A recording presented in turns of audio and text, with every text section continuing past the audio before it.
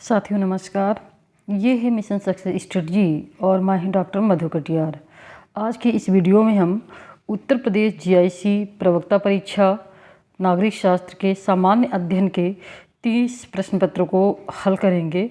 और ये सामान्य अध्ययन के प्रश्न हमारे आगामी परीक्षा उत्तर प्रदेश जीआईसी परीक्षा, लेक्चरर परीक्षा, जीडीसी परीक्षा, असिस्टेंट प्रोफेसर परीक्षा के लिए अत्यंत महत्वपूर्ण है।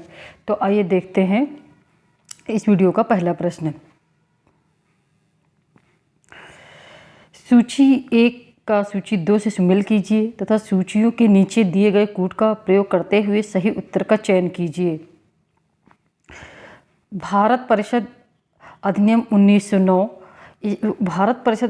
1909 के द्वारा सांप्रदायिक निर्वाचन मंडल का आरंभ किया गया था।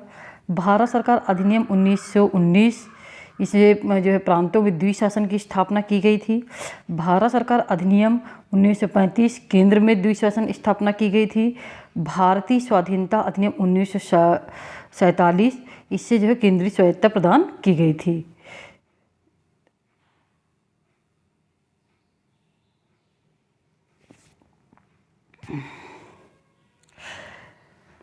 कथन है, पंडित नेहरू का उद्देश्यों का प्रस्ताव संविधान सभा द्वारा 22 जनवरी 1947 को स्वीकार किया गया।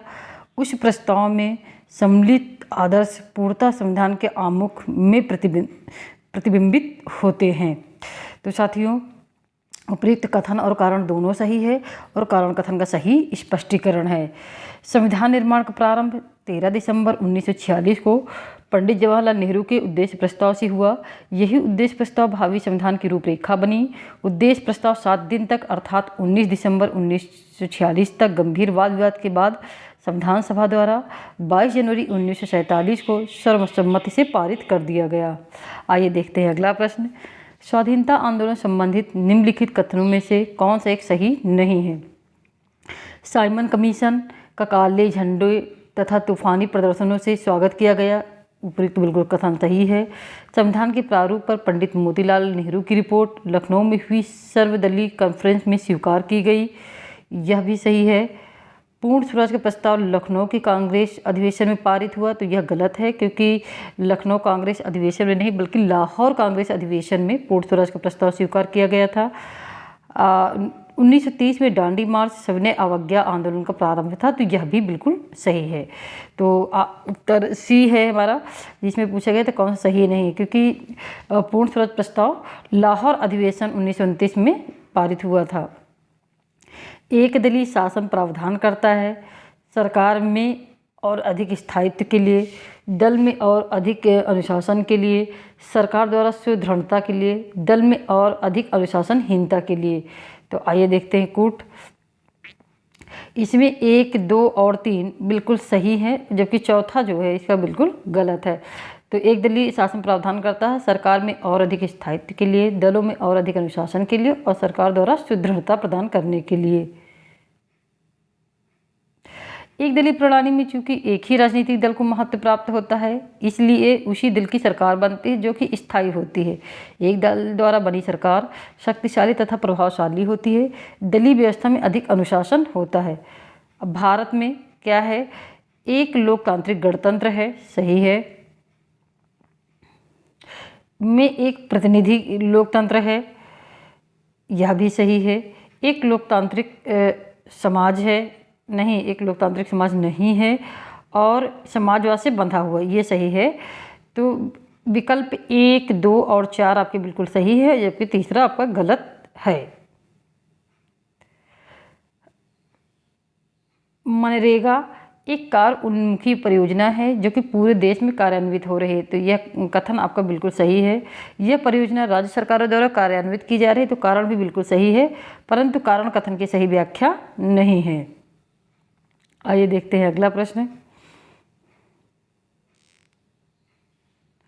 भारत में निम्नलिखित में से कौन सा राज्य काली मिर्च का सर्वाधिक उत्पादन करता है? तो साथियों, जो प्रश्नगत विकल्प है उसमें केरल काली मिर्च का सर्वाधिक उत्पादन करता है। ये प्रश्न चूँकि 2008 में पूछा गया था, और लेकिन वर्तमान में 17-18 में इसका जो उत्पादन है वो कर्नाटक में होता है, क्योंकि ये उस समय के करंट अफेयर्स का क्वेश्चन था। मिडनाइट चिल्ड्रन, ये आपकी सलमान रुश्दी की रचना। Three mistakes of my life Chetan Bhagat की है। घर और अदालत लीला सेठ की है। The fortune at the bottom of the pyramid, ये सी के प्रहलाद की रचना है। आइए देखते हैं अगला प्रश्न। ये है जनगणना के भाग से संबंधित है। भारत के निम्नलिखित 4 राज्य अधिकतम नगरीय जनसंख्या रखने वाले स्थान हैं। निम्न आरोही क्रम में उनका कौन सा एक सही अनुक्रम है? वर्ष 2011 की जनगणना के अनुसार जो क्रम है वो इस प्रकार है। पश्चिम बंगाल में सबसे ज़्यादा, उसके बाद तमिलनाडु, फिर उत्तर प्रदेश, फिर महाराष्ट्र। क्योंकि आरोही क्रम में पूछा गया है तो कम से ज़्यादा की ओर जाना, तो सबसे ज़्यादा जो नगरीय जनसंख्या है वो आपकी महाराष्ट्र में है। उत्तर प्रदेश में अधिकतम जनसंख्या वाले निम्न 4 जिले कौन से हैं? उनका अवरोही क्रम लगाना है। अवरोही क्रम से तात्पर्य है कि आपका ज़्यादा से कम की ओर लगाना है। तो इसमें आपका जो क्रम है वो दिए गए विकल्पों में सही नहीं है। ऐसे देख लीजिए, इलाहाबाद, आजमगढ़, कानपुर और जौनपुर। उत्तर प्रदेश के 4 जिलों में जनसंख्या घनत्व अधिकतम है का आरोही क्रम निम्नलिखित अनुक्रमों में से कौन सा सही है? आइए देखते हैं। जनसंख्या घनत्व के अनुसार 4 जिले हैं। भदोही है, संत रविदास नगर 1555 कुल घनत्व है। लखनऊ में 1816 है। वाराणसी में 2395 और गाजियाबाद में 3971 है। तो सबसे ज़्यादा जो घनत्व है वो आपका गाजियाबाद में है। ये उस समय के तत्कालीन करंट का क्वेश्चन था। 97 राष्ट्रीय पुरस्कार में श्रेष्ठ अभिनेता का पुरस्कार जीता है। तो किसने जीता है? तो जो 97वां राष्ट्रीय फिल्म पुरस्कार हुआ था उस समय इसको जीता था अमिताभ बच्चन ने।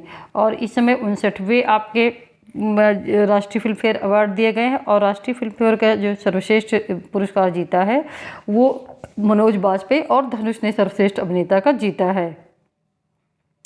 सिमुक किस वंश का संस्थापक था? तो सिमुक साथियों सातवाहन वंश का संस्थापक था। कबीर की समाधि कहाँ? कबीर की समाधि मगहर बस्ती में है। सॉरी, वर्तमान में बस्ती में नहीं, खलीलाबाद में है, संत कबीर नगर में है। सलीम चिश्ती की दरगाह ये फतेहपुर सीकरी में है। गोविंद देव मंदिर ये वृंदावन में है। और बौद्ध स्तूप कुशीनगर में है।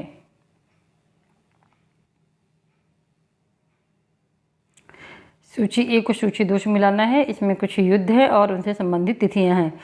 1556 में आपका हुआ था पानीपत का द्वितीय युद्ध। 1576 में हल्दी घाटी की लड़ाई हुई थी। 1799 में चतुर्थ मैसूर मराठा युद्ध हुआ था। और 1817-19 में तृतीय मराठा युद्ध हुआ था।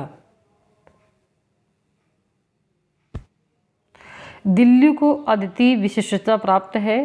तो पहला है कि राष्ट्रीय राजधानी होने के कारण, क्षेत्रीय आयामों के होने के कारण, राज्य का दर्जा होने के कारण, अंतर्राष्ट्रीय कार्यक्रमों के लिए एक स्थान होने के कारण। तो उपयुक्त में से 1, 2 और 3 सही हैं।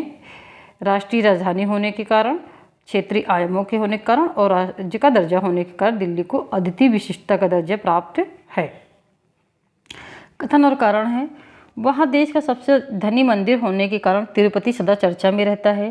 तिरुपति में प्रत्येक वर्ष भक्तगण बड़ी संख्या में आते हैं। तो साथियों, कथन और कारण दोनों सही है, परंतु कारण कथन की सही व्याख्या नहीं है। 1990 के दशक से लागू आर्थिक नीति के परिणाम क्या हुआ? इसके जो उदारीकरण आर्थिकरण की जो नीति अपनाई गई, इसके द्वारा बढ़ा हुआ विदेश सीधा निवेश हुआ, उन्नत आर्थिक वृद्धि हुई, गैर बराबर विकास हुआ, सामाजिक जीवन में एक परिवर्तन हुआ। तो चारों विकल्प आपके बिल्कुल सही हैं। आइए देखते हैं अगला। स्फीतकारी दबाव। स्फीतकारी दबाव से क्या होता है?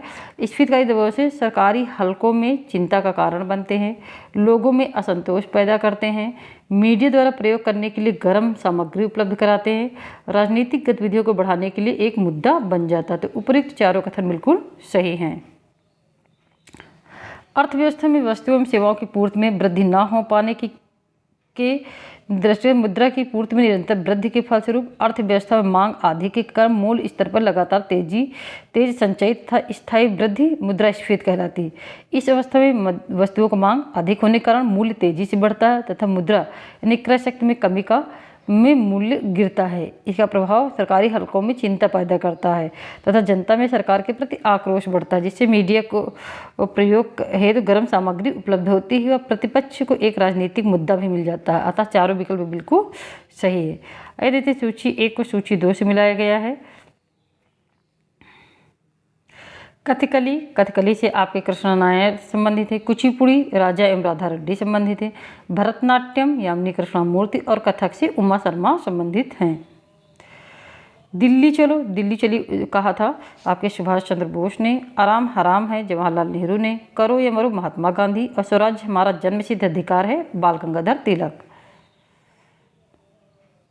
निम्नलिखित में से कौन अतिवादी नहीं था? तो साथियों देखिए, लाल बाल पाल ये तीनों अतिवादी थे, लेकिन सुरेंद्र नाथ बनर्जी अतिवादी नहीं थे, बल्कि ये उदारवादी थे। भारत के राष्ट्रपति के निर्वाचक मंडल में सम्मिलित होते। देखिए, जो राष्ट्रपति होता है, राष्ट्रपति के निर्वाचन में संसद के दोनों सदनों के सभी सदस्य सम्मिलित होते हैं। इसमें केवल निर्वाचित नहीं होते हैं। तो आइए देखते हैं, संसद के दोनों सदनों के निर्वाचित सदन, राज्य विधानसभाओं के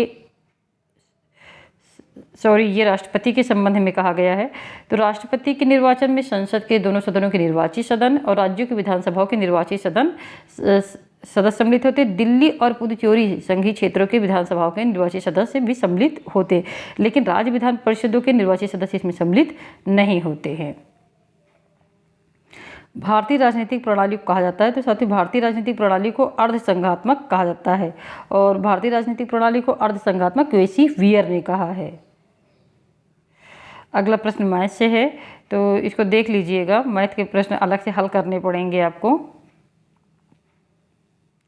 निम्नलिखित युग्म में से कौन सा सही नहीं है? सही देखते हैं।